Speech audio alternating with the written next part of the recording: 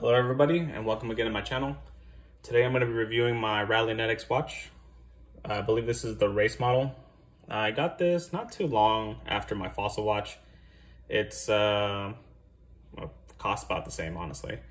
And is it worth the price? No.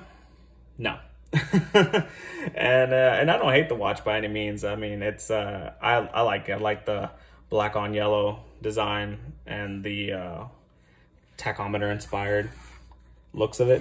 It's kind of, the design is off to the side. It's a design choice, but it's not bad. It doesn't stop you from reading the time well. The 0 is your 12, the 6 is your 6, and you kind of just go from there. This watch is from a company that's I think it was like a Kickstarter a couple years ago. They're based off of in Detroit, and they have two other models with this. I chose this one because you know, it popped more, and it definitely does. The glass is mineral glass, so it's pretty scratch resistant. Not as bad, not as good as sapphire, but at least it's not acrylic. Acrylic scratches up like crazy. The case is covered in a matte black resin kind of substance. It's supposed to prevent it from scratching, and it does a pretty decent job at it. The only gripe that I have with this watch that prevents me from having it as my daily wear is the fact that the strap is god awful. This is so itchy, and there's, at least for me, there's no sweet spot. Like, it's either here too tight, here and too loose. And when it's too tight, it cuts off circulation, obviously, and when it's too loose, this band just starts rubbing everywhere on my wrist, and it just makes it super uncomfortable to wear for like anything longer than, I don't know, 4 hours, half a day. Yeah, definitely not good for like a work setting where you're gonna be going on and about for 8 hours straight. It's definitely not gonna feel good. I've actually had to take it on and off on certain occasions when I took this to work, because I was like, man, my wrist is killing me. But that's really the only gripe I have with it. I tried replacing it with a rubber watch band, but it's one, it didn't fit, because even though this is a 22 millimeter kind of size for a band, these clips are actually kind of bent. They have a curvature to them, which prevents any of these like straight 22 normal lug nuts to actually fit. And it makes just the whole thing super hard to find a good pair. I think you have to actually go to the company and get there. They only have like one leather strap that they offer, and it kind of has the same pin motion. I think that's the only one that you can get that'll really fit this thing, which, you know, really limits it. I mean, you're gonna have to basically just rock a NATO strap every time. You can change to yellow. I mean, again, with the color scheme, it can only either be really black or yellow. You put a blue on this, it's gonna look kind of weird, or any other color design. Maybe you can possibly get away with white, possibly. But I mean, definitely if you're gonna replace the strap, just get a softer strap, because that's the main thing that keeps me from wearing this as much as I do my other watches. And how do I compare it to the Fossil I reviewed last week? It's, not gonna lie, it's not a showstopper. My last watch, the Fossil one, everybody loves the automatic skeletal design.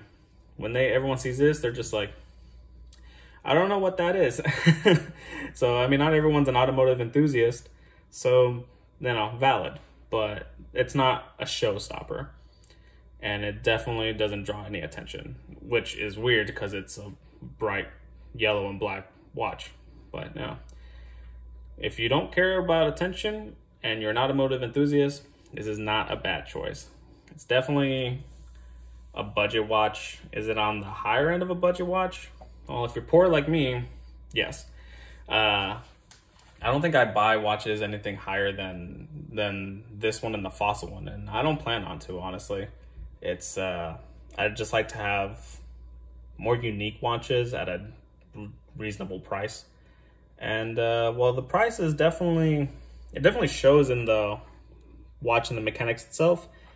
Everything else falls short, which is a shame. So I say, if you got around 150 burn in your pocket and you really like cars, this isn't a bad buy. If you're into the classic muscle cars, your retro design would probably be your best bet. If you're more into the 90s style, this is your way to go. And if you're more into the current 2000s-ish kind of style of automotive tax, then the Redline model will probably be your best bet. So it kind of suits about 3 generations.